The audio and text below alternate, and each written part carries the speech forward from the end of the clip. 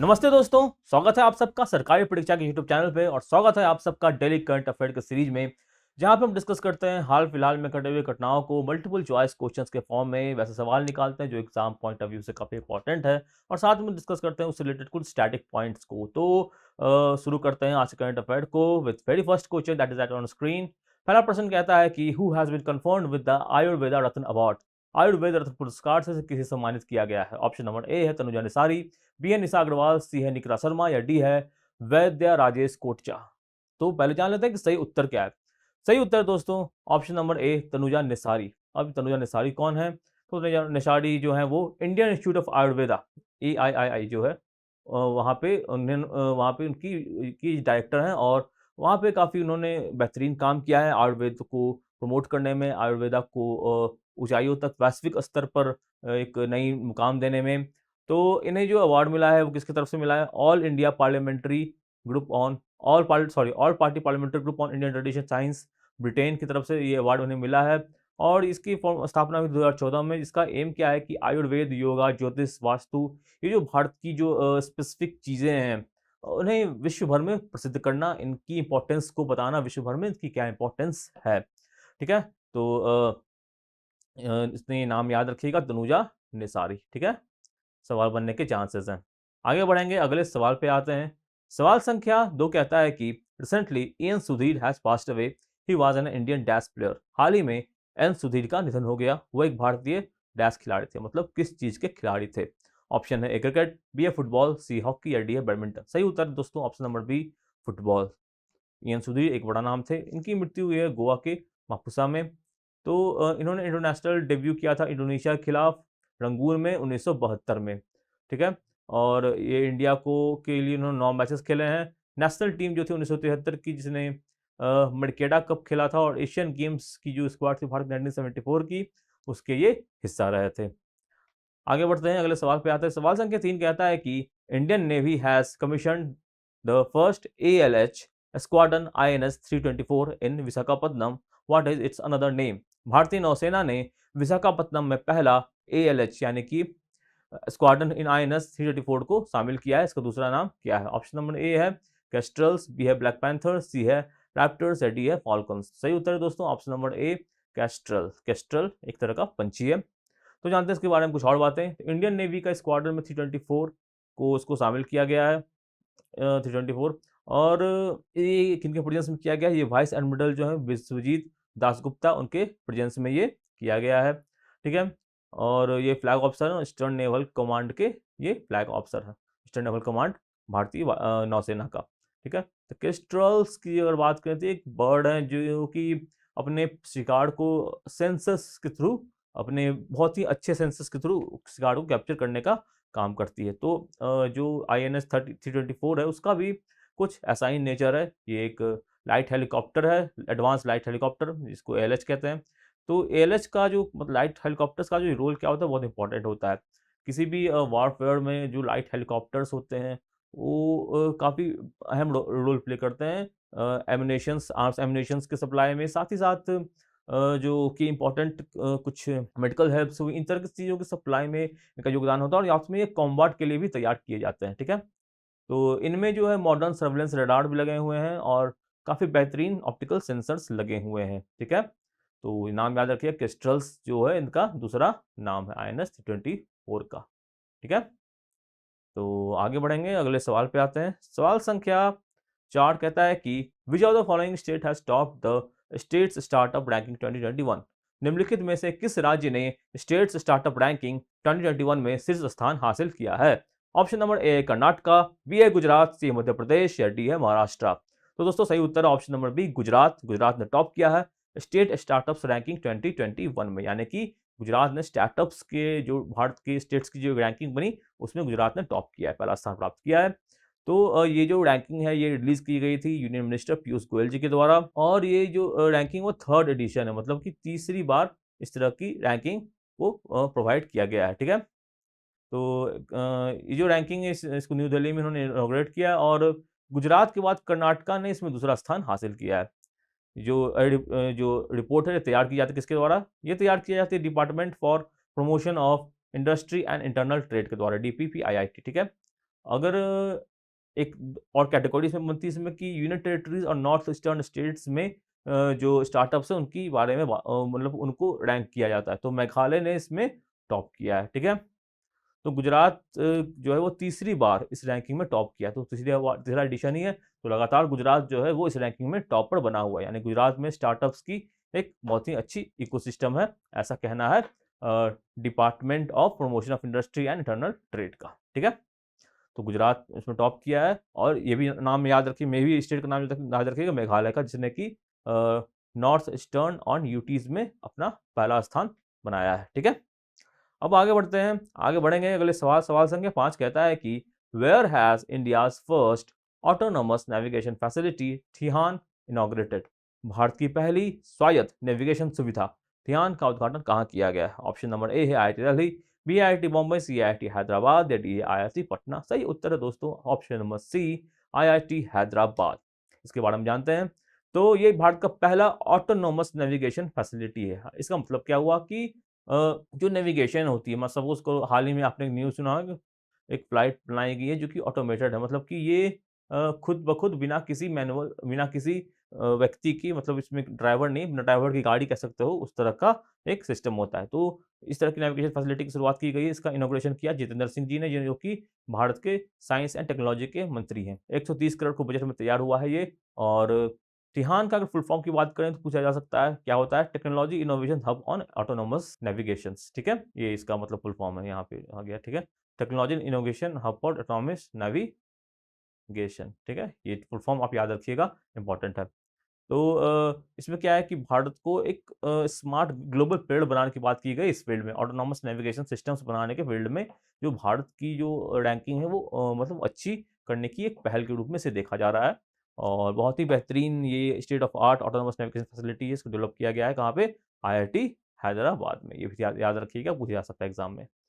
तो जो सारे करंट अफेयर्स के साथ जो जुड़े हुए खबरें हैं या जुड़े हुए स्टैटिक पॉइंट्स हैं, उन्हें भी साथ-साथ नोट करते चलिए क्योंकि एक बेहतरीन एक डिवीजन नोट्स के रूप में आपके लिए काम करेगा। रोज़ इस तरह से आप करंट अफेयर के साथ-साथ कुछ इस तरह ऐसे स्टैटिक पॉइंट्स पढ़ते चलोगे, आधा घंटा का वक़्त दोगे इसके साथ, तो आपको एग्ज़ाम के टाइम में एक्स्ट्रा स्ट्रेस लेने की ज़रूरत नहीं पड़ेगी। आप रोज़ को रोज़ आप कुछ-कुछ पढ़ रहे हो, रोज़ को रोज़ कुछ गेन कर रहे हो, तो एग्ज़ाम के टाइम आपको क्या करना पड़ेगा? बस इस शॉर्ट्स को रिवाइज़ कर लोगे, आपको ईज़िली चीज़ें समझ में आती रहेंगी, ठीक है? तो इस वीडियोज़ को आप रोज़ देखें और पूरा देखें, अंत तक देखें, ठीक है?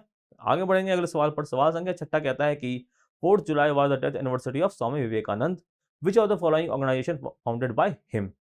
4 जुलाई को स्वामी विवेकानंद की पुण्यतिथि थी। निम्नलिखित में से किस संगठन की स्थापना उन्होंने की थी? ऑप्शन नंबर ए है रामकृष्ण मिशन, बी है ब्रह्मो समाज, सी है आर्य समाज या डी है सत्यशोधक समाज। सही उत्तर दोस्तों option number A Ramakrishna Mission. Ramakrishna Mission की उन्होंने शुरुआत की थी। और जो ब्रह्मो समाज है इसकी स्थापना किसने की थी? राजा राममोहन राय ने की थी, ठीक है? राजा राममोहन राय। और विधवा विवाह पर इन्होंने बहुत ही और विधवा और जो सती प्रथा होती है, ये जो कुछ कुप्रथाएँ होती हैं, मतलब विधवा का विवाह ना करवाना और सती बन जाना, इस पर उन्होंने काम किया था, ठीक है? आर्य समाज इसकी स्थापना की थी स्वामी दयानंद सरस्वती ने, और सत्यशोधक समाज इसकी स्थापना की थी ज्योतिबा फुले ने। तो ये चारों जो मिशंस हैं इंपॉर्टेंट है और इनके संस्थापक के नाम अक्सर पूछ लिए जाते हैं। साथ ही साथ इनके टाइमलाइन की जानकारी आपको होनी चाहिए कि ये कब, कौन से ईयर में ये जो ऑर्गेनाइजेशंस है इनका गठन हुआ था। ठीक है? अब जान लेते हैं स्वामी विवेकानंद जी की डेथ एनिवर्सरी 4 जुलाई के बारे में, तो उनके बारे में कुछ बातें जान लेते हैं। तो रामकृष्ण जो थे ये इनके गुरु थे और इन्हीं की याद मतलब इन्हीं की मेमोरी में उन्होंने रामकृष्ण मिशन की शुरुआत की, स्वामी स्वामी विवेकानंद जी ने। तो ये भारत की बहुत ही बेहतरीन स्पिरिचुअल फिगर के रूप में स्वामी विवेकानंद जी को नाम लिया जाता है और इनका जन्म हुआ था 12 जनवरी 1863 को।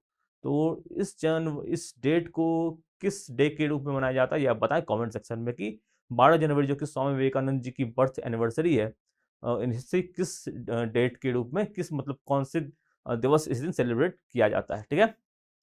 तो इनका जन्म हुआ था कलकत्ता में और रिलीजन, धर्म और स्पिरिचुअलिटी में इनकी बचपन से ही काफ़ी रुचि रही थी और इनकी कैलिफ़ोर्निया, इनकी जो अमेरिका यात्रा था, शिकागो में जिनका स्पीच था, वो तो काफ़ी चर्चित है अभी तक और वहाँ के लोग भी उन्हें याद करते हैं, ठीक है? तो 4 जुलाई 1902 को इनका निधन हो गया था और योग और वेदांत, योग और वेदों का इन्होंने विश्व भर में प्रचार किया। तो भारत का जो योग है, भारत की जो धर्म है, इसका इन्होंने विश्व भर में प्रचार करने का काम किया था। ठीक है? रामकृष्ण मिशन क स्थापना इन्होंने कहाँ की थी? बेलूर मठ में, जो कि रिवर गंगा के पास है, मतलब गंगा नदी के पास है। ठीक है? आगे बढ़ेंगे अगले सवाल पे। सवाल संख्या 7 कहता है कि who has broken the women's 3000 metre national record the sound running meet held in Los Angeles? Los Angeles में आयोजित साउंड रनिंग मीट में महिलाओं के 3000 मीटर राष्ट्रीय रिकॉर्ड को किसने तोड़ा है? ऑप्शन नंबर ए है सरस्वती साहा, बी है कमलजीत संधू, सी है पारुल चौधरी या डी है चित्रा सोमान। सही उत्तर दोस्तों option number C Parul Chaudhary. 3000 metre की जो रेस हुई थी, इसमें उन्होंने नेशनल रिकॉर्ड बनाया है और ये जो रेस लॉस एंजेलिस में हुई थी, उसमें उन्होंने तीसरा स्थान प्राप्त किया है। ठीक है? नेशनल रिकॉर्ड मतलब ये जो है, जो भारत की तरफ से सर्वश्रेष्ठ प्रदर्शन है किसी भी एथलीट का इस इवेंट में 3000 मीटर के रेस में। ठीक है? सूर्या लोंगनथा, इससे पहले इनका रिकॉर्ड जो था 9 मिनट 4 सेकंड पॉइंट 5 का था, जो इन्होंने तोड़ दिया। इनका जो टाइमिंग कितना है 8:57.19। तो इतने यानी 8 मिनट 57 सेकंड में इन्होंने 3000 मीटर की दूरी तय की और तीसरा स्थान प्राप्त किया। ठीक है? तो ये भारत की पहली एथलीट जिन्होंने 9 मिनट से पहले एक 3000 मीटर के रेस को जीता है। ठीक है? असल में इनकी स्पेशलिटी वो 3000 मीटर स्टीपल चेज़ रेस की है। किसकी है? स्टीपल चेज़ रेस की है और इसमें भी इनका काफ़ी अच्छा खेल रहा है, काफ़ी अच्छा प्रदर्शन रहा है नेशनल लेवल पर, इंटरनेशनल लेवल पर भी। ठीक है? तो ये नाम याद रखिए पारुल चौधरी, कि किसी भी फॉर्म में ये नाम से सवाल पूछा जा सकता है। ठीक है? इसी के साथ बढ़ते हैं अगले सवाल पर। सवाल संख्या 8 कहता है कि what is the name of a one stop solution portal for students and administrators recently launched by CBSE board? CBSE board द्वारा हाल ही में शुरू किए गए छात्रों और प्रशासकों के लिए वन स्टॉप समाधान पोर्टल का नाम क्या है? ऑप्शन नंबर ए है परीक्षा संगम, बी है परीक्षा ज्ञान, सी है परीक्षा बाजार या डी है सीबीएसई परीक्षा ज्ञान। दोस्तों सही उत्तर है ऑप्शन नंबर ए परीक्षा संगम। परीक्षा संगम क्या है? कि सीबीएसई का एक वन स्टॉप सॉल्यूशन, एक पोर्टल है। ठीक है? तो इससे में क्या होगा कि जो सारे डिवीजनल ऑफिस इससे जुड़े हुए होंगे और सीबीएसई बोर्ड की जो हेडक्वार्टर है, सारा और जो एग्जाम प्रोसेस सब कुछ एक पोर्टल पर आपको देखने को मिलेगा। पोर्टल का नाम क्या है? परीक्षा संगम .cbse.gov.in। तो सीबीएसई से रिलेटेड जो भी समस्याएं हैं बच्चों की, वो यहाँ पे इस पोर्टल पर जाके उसको रजिस्टर करवा सकते हैं। ठीक है? 3 पार्ट में इसको डिवाइड किया गया है। स्कूल्स यानी स्कूल लेवल पर अगर बात करें तो गंगा, जो इस पोर्टल का नाम है गंगा। ठीक है? रीजनल ऑफिस की बात करें तो यमुना और हेड ऑफिस की बात करें तो सरस्वती। 3 पोर्टल मतलब बनाए गए हैं 3 तरह की चीज़ों के लिए, स्कूलों के लिए गंगा, रीजनल ऑफिस के लिए यमुना एंड हेड ऑफिस के लिए सरस्वती। यहाँ से भी सवाल बन सकते हैं और जो पोर्टल का नाम है बहुत इंपॉर्टेंट है, वहाँ से सवाल बनने के काफ़ी चांसेस है। परीक्षा संगम, परीक्षा संगम ये नाम आपको याद रखना है अच्छे से। बढ़ेंगे आगे दोस्तों अगले सवाल पे। सवाल संख्या 9 कहता है कि which of the following Indian bowler has become the 6th Indian bowler to scrape 100 wickets in SENA countries? निम्नलिखित में से कौन सा भारतीय गेंदबाज सेना देशों में 100 विकेट हासिल करने वाला छठा भारतीय गेंदबाज बन गया है? ऑप्शन है A Hardik Pandya, B Bhuvneshwar Kumar, C Mohammed Shami या डी है जसप्रीत बुमराह। सही उत्तर option number D Jasprit Bumrah. अब ये सेना देश क्या होता है? सेना मतलब हो गया south Africa, England, New Zealand and Australia. सेना ये मतलब ये वैसे देश हैं जो कि क्रिकेट खेलते हैं और भारत के उपमहाद्वीप के बाहर है और ये टेस्ट प्लेइंग नेशंस हैं जो कि भारतीय उपमहाद्वीप के बाहर हैं। तो इन देशों में प्रदर्शन करना मतलब जो भारतीय जो खिलाड़ी होते हैं, भारतीय उपमहाद्वीप के खिलाड़ी होते हैं, यानी कि इंडिया, पाकिस्तान, श्रीलंका, बांग्लादेश, इन ये खिलाड़ी अगर विदेशों में जाते हैं तो इनके लिए प्रदर्शन करना थोड़ा सा मुश्किल हो जाता है। तो ऐसे क्षेत्रों में जो अच्छा प्रदर्शन करते हैं भारत की या उपमहाद्वीप के जो बल्लेबाज या गेंदबाज करते हैं, तो वो काफ़ी सराहनीय, काफ़ी बेहतरीन माना जाता है। इसलिए सेना देशों में परफॉर्म करना काफ़ी अच्छा माना जाता है। तो 100 विकेट लेने जसप्रीत बुमराह का इन देशों में एक अच्छे अचीवमेंट के तौर पर देखा जा सकता है। ठीक है?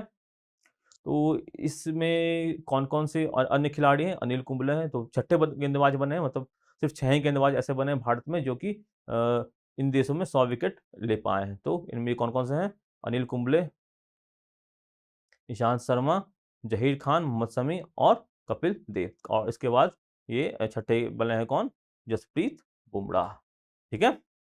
तो अब इसी के साथ बढ़ेंगे अगले सवाल पे। सवाल संख्या 10 कहता है कि which state has applied for GI tag of काय चटनी अंडर फूड कैटेगरी? किस राज्य ने खाद्य श्रेणी के तहत काय चटनी को जीआई टैग के लिए आवेदन किया है? Option number A Chhattisgarh, B Jharkhand, C Orissa, D Manipur. सही उत्तर है दोस्तों ऑप्शन नंबर सी उड़ीसा।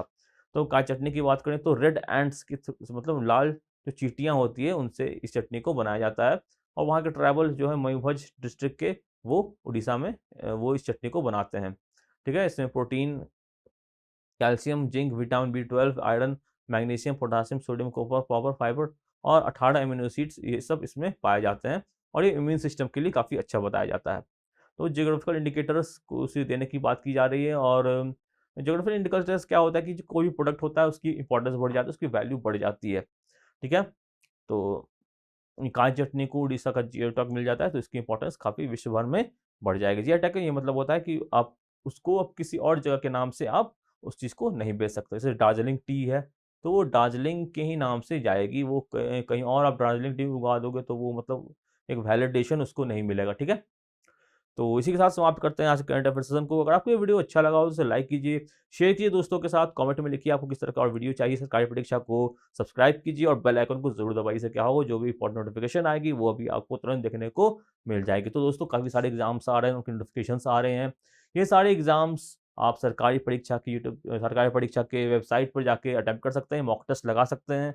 अनलिमिटेड मॉक टेस्ट दिए जाते हैं, तो जितने चाहिए उतने लगाइए और अपने प्रैक्टिस को बेहतर करिए। अपनी जितनी आप प्रैक्टिस करोगे उतने आपके अच्छे चांसेस बढ़ते जाएँगे सिलेक्शन की। तो और साथ ही साथ आप एनालिसिस कर पाओगे कि कौन-कौन सी जो पार्ट है आपकी वीक है, कौन-कौन सी पार्ट आपके जो है उन पे और अधिक मेहनत करने की ज़रूरत है, या कौन-कौन से आपके स्ट्रॉन्ग पॉइंट्स हैं, इसको और स्ट्रॉन्ग बनाने की ज़रूरत है। ठीक है? तो ये सारी चीज़ें आपको पता चल जाएँगी सरकारी परीक्षा में मॉक लगा के, तो मॉक ज़रूर लगाएँ, काफ़ी इंपॉर्टेंट है। और इसी के साथ समाप्त करेंगे आज के वीडियो को। Have a nice day. धन्यवाद। जय हिंद।